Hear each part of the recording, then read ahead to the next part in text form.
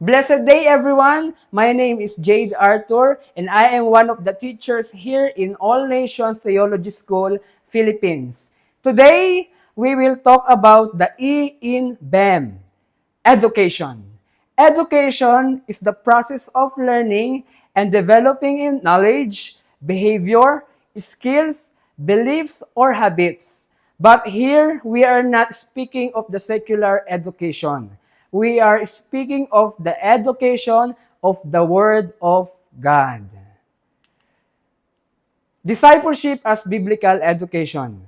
We call this education as discipleship. Discipleship is biblical. It was commanded by our Lord Jesus Christ Himself. In Matthew chapter 28, verse 19 to 20, it was said, "Go therefore and make disciples of all nations, baptizing them in the name of the Father and of the Son and of the Holy Spirit, and teaching them to observe all that I have commanded you." This is the greatest commission. We have this verse as the core in our ministry here in our mission community because this greatest commission describes the core ministry of the whole church and of every believer. So we teach people about our accountability to God, that we must love and obey our Creator through our Lord Jesus Christ. This is the design of our life. And through discipleship, we help people to realize it.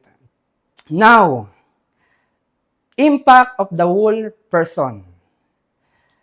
Discipleship shapes the head, the heart, and the hands.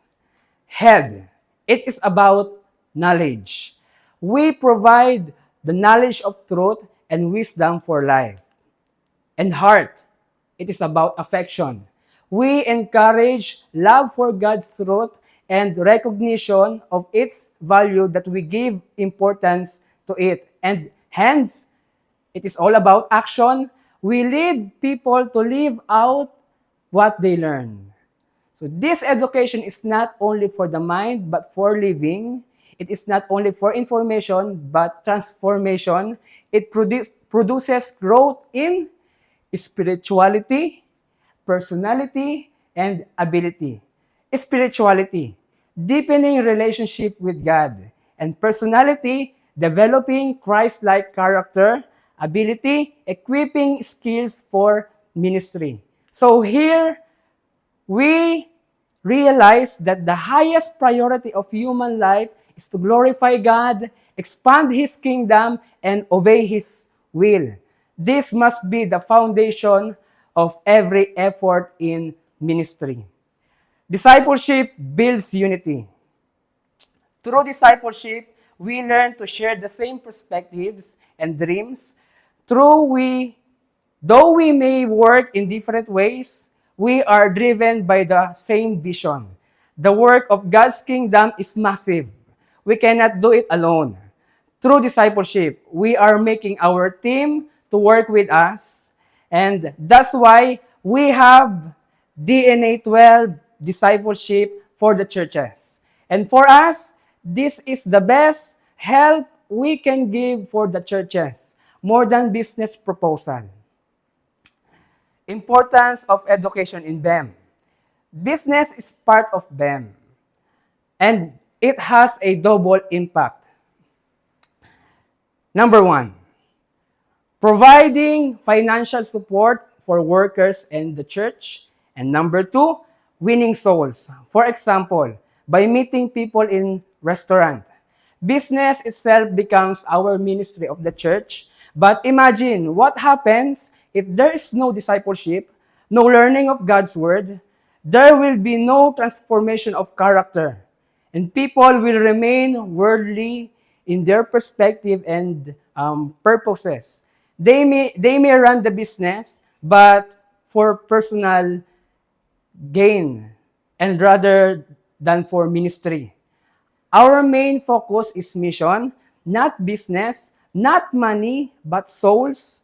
So business is a tool to support ministers and ministries and to open opportunities to share the gospel.